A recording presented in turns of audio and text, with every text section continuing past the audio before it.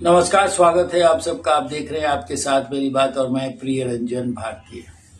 बिहार में इस वर्ष विधानसभा के चुनाव होने हैं और आज जो बिहार विधानमंडल में 2024-25 का बजट पेश हुआ है, उसे लेकर के ये कहा जाने लगा कि ये चुनावी बजट है। लेकिन मैं ये बात आपसे कहना चाहूंगा कि ये चुनावी बजट कहने वाले कह रहे होंगे, ये वास्तविक जो रेखांकन होना चाहिए वित्तीय वर्ष का वो सरकार ने किया है और इसे चुनावी बजट के रूप में देखने वाले देख रहे होंगे। वास्तविकता यही है कि जो वित्तीय आय व्यय का ब्यौरा होना चाहिए वो बड़ी सटीक ढंग से प्रस्तुत किया गया है। इस बार का बजट 3,16,895 करोड़ का 2025-26 का बजट है और ये पिछले जो वित्त वर्ष का बजट था उससे 24.25 यानी 24-25 का जो बजट था उससे 38,159 करोड़ का अधिक बजट है। और स्कीम जो बजट रेखांकित किया है वित्त मंत्री सम्राट चौधरी ने, वो 1,16,750 करोड़ का है, जो पिछली बार के यानी 24-25 के बजट से 16.750 करोड़ राशि अधिक है। इसमें सबसे महत्वपूर्ण बात ये देखी जा रही है कि शिक्षा क्षेत्र में सरकार का जो संकल्प है वो अधिक दिख रहा है, क्योंकि बिहार जैसा राज्य जो शिक्षित राज्य के पायदान में बहुत ही श्रृंखलाबद्ध तरीके से नीचे है, वहां शिक्षित वातावरण बनाने के लिए सरकार को बेहतर कटिबद्धता की आवश्यकता थी और इस बार वो सोच परिलक्षित हुआ है बिहार सरकार के बजट में। शिक्षा क्षेत्र में 60,964.87 करोड़ का प्राविधान किया गया है 2024-25-26 के बजट में, जो जितने भी विभागों का आवंटन है उसमें सर्वाधिक ये अनुपात देखा जा रहा है। स्वास्थ्य विभाग में इसी तरह से 20,035.80 करोड़ का प्राविधान किया गया है बजट का जो सरकारी व्यय होगा। सड़क के निर्माण में सरकार 17,908.18 करोड़ खर्च करेगी और सरकार जो वित्त मंत्री सम्राट चौधरी ये बार बार दावा करते आ रहे हैं, पिछले बार भी इस बार भी, और सच कहा जाए तो 2005 में जब नीतीश सरकार का सत्तारोहण हुआ था तभी से ये बात हर बजट में दोहराई जाती है कि बिहार के सभी शहरों से 4 घंटे के भीतर सड़क परिवहन व्यवस्था सुनिश्चित कर जाएगी, यानी राजधानी पटना में पहुंचने के लिए 4 घंटे का अधिकतम समय लग सकता है। अब ये इस बार 2025-26 के बजट में भी वित्त मंत्री का संकल्प दोहराया गया, यानी सरकार लगातार ये वादे कर रही है, अभी उसमें काम होना बाकी है। सरकार कब तक ये आंकड़ा प्रस्तुत करते रहेगी कि 4 घंटे में विभिन्न शहरों से राजधानी पटना का पहुंचना सुनिश्चित हो जाएगा। ये पिछले 2005 से 2025 तक अभी तक चला आ रहा है। संभवतः इस मामले में कह सकती है विपक्षी पार्टियां कि सरकार सिर्फ घोषणाएं कर रही हैं, वादे कर रही हैं, पूरा नहीं कर पा रही।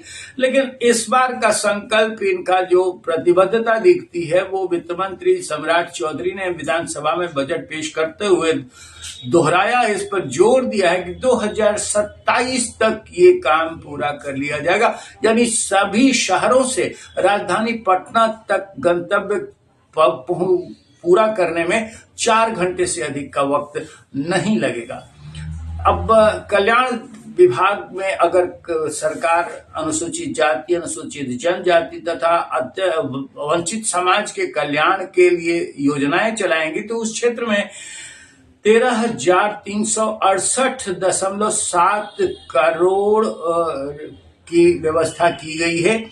इसे राजकोषीय घाटा अगर देखा जाए वित्तीय बजट का इस बार 2025-26 का तो 23.0% है, जबकि 7 निश्चय में सरकार 5.972 करोड़ का प्राविधान कर रही है, जो 7 निश्चय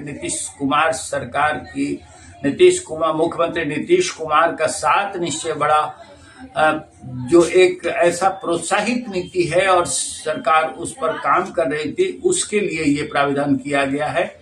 और विकासात्मक व्यय में 3,16,895.2 करोड़ की व्यवस्था की गई है।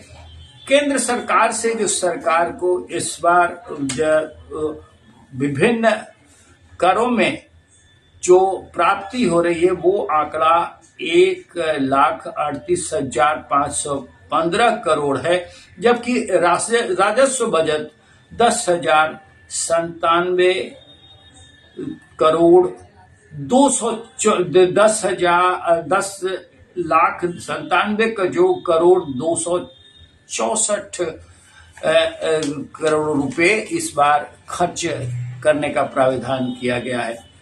सबसे महत्वपूर्ण जो बात देखी गई है वो ये महिलाओं के क्षेत्र में विकास के लिए और कृषि के लिए सरकार ज्यादा संकल्पित दिख रही है। महिलाओं के लिए काफी व्यवस्था सरकार ने इस बार कर रखी है, जैसे महिलाओं के आर्थिक सशक्तिकरण के लिए और आत्मनिर्भरता के लिए सरकार 35 लाख महिला किसानों द्वारा कृषि नई तकनीक को अपनाए जाने की बात करते हुए कह रही है कि राज्य के महिलाओं द्वारा संचालित 70 किसान उत्पादक कंपनियों को पंजीकरण किया जा चुका है।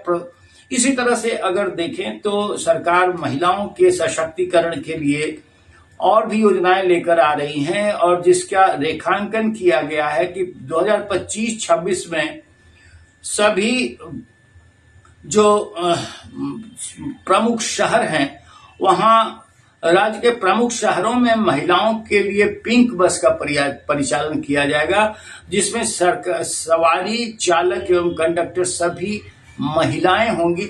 और खास करके ये बात दोहराई जा रही है कि जो पथ चालक होंगी यानी बसों की चालक होंगी महिलाएं, उनको प्रशिक्षित करने वाली भी ट्रेनर महिला ही रखी जाएंगी। इसी तरह से हर जो प्रखंड है वहां महिलाओं के लिए अलग से एक हाट का निर्माण किया जाएगा। सरकार कामकाजी महिलाओं के स्वस्थ और सुरक्षित वातावरण उपलब्ध कराने के लिए महिला छात्रावास के संचालन की व्यवस्था सुनिश्चित करने का दावा कर रही है। और इसी तरह से अब सरकार ने जो इस बार रोजगार क्षेत्र में नए और शिक्षा के क्षेत्र में नए अवसर तलाशने की बात कही, तो देखा जाए कि निजी क्षेत्र के सहयोग से राज्य में नए मेडिकल कॉलेज संचालित किए जाएंगे। हर जिले में इनका वादा है कि हम स्कूल तो देंगे, एक डिग्री कॉलेज भी देंगे। इसके अलावा मेडिकल कॉलेजेज बड़े पैमाने पर खोले जाएंगे और उनका पीपीपी मोड में संचालन किया जाएगा। जो पिछड़े हुए यानी जिनका शिक्षा का दर, जिनके यहाँ से डॉक्टरों के बनकर निकलने का दर कम है, वहां सरकार निजी क्षेत्र को सौंप करके उनका संचालन सटीक तरह से कराने का संकल्प दोहराती है। आउटडोर स्टेडियम की उपलब्धता हर प्रखंड में करने का दावा कर रही है। राज्य के सभी प्रखंडों में नहर किनारे जो खाली जगह है वहां बांधों तथा सोलर पॉइंट स्थापित किए जाएंगे। सरकार हवाई अड्डे की घोषणा लगातार केंद्र सरकार करती रही है कि बिहार में जो हवाई मार्ग से परिचालन को और ज्यादा सुगम बनाया जाएगा। इस नाते पूर्णिया में जो एयरपोर्ट की स्थापना की जाने वाली है उसको सरकार ने यानी वित्त मंत्री ने घोषणा की है कि 3 महीने के भीतर वहां से उड़ान सेवाएं शुरू हो जाएंगी। और कई शहरों में, जिसमें राजगीर है और दूसरे कई प्रमुख शहर हैं, इन शहरों में ग्रीन बिहार ये जो है ग्रीन फील्ड हवाई अड्डे बनाए जाएंगे और वहां सुव्यवस्थित तरीके से उड़ानों का परिचालन शुरू हो जाएगा। सरकार ने कई और क्षेत्रों में बेहतर काम करने का संकल्प दोहराया है, लेकिन अगर देखा जाए तो 2025-26 में मौसम संबंधित आपदाओं के जोखिम को कम करने के लिए सरकार ने वादा किया है कि सभी प्रखंडों में सक्षम multi hazard early warning system develop करेगी और रडार से मौसम किसी के क्षेत्र के जो कामगार हैं या कृषक हैं उनकी मदद कर पहुंचेगी और इससे उनको मौसम का पूर्वानुमान समय के साथ मिल जाएगा। इससे उनकी क्षति नहीं हो पाएगी और वो बेहतर खेती कर सकते हैं। मेट्रो शहरों में जैसे दिल्ली और मुंबई को छोड़ करके वहां जो इंटीग्रेटेड जो सेंटर ऑफ बिहार बनाए जाने की व्यवस्था है, जहां सहकारिता क्षेत्र के और बिहार के ब्रांड जो है, जो कला और संस्कृति के क्षेत्र के हैं, उनको ज्यादा प्रश्रय दिया जाएगा, उनको बढ़ावा दिया जाएगा। बाकी मेट्रो शहरों में दिल्ली के अलावा बॉम्बे और कोलकाता में पहले से प्राविधान सरकार कर चुकी है। वहां दिल्ली में बिहार भवन है और मुंबई में भी इसका काम चल रहा है, बिहार भवन स्थापित किया जाए।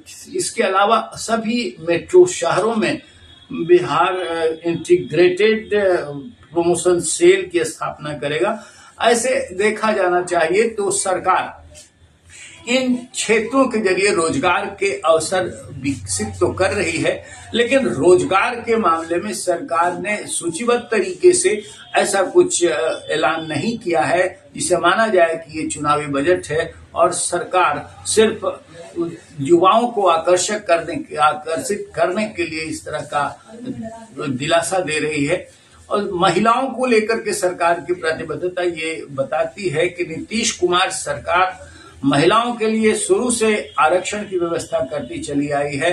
इस शिक्षा क्षेत्र से लेकर के पंचायत स्तर तक महिलाओं को बेहतर आरक्षण के साथ विकसित मुख्य धारा में विकसित किया गया है, आगे बढ़ाया गया है। अब इस बजट में भी इस तरह का प्राविधान है।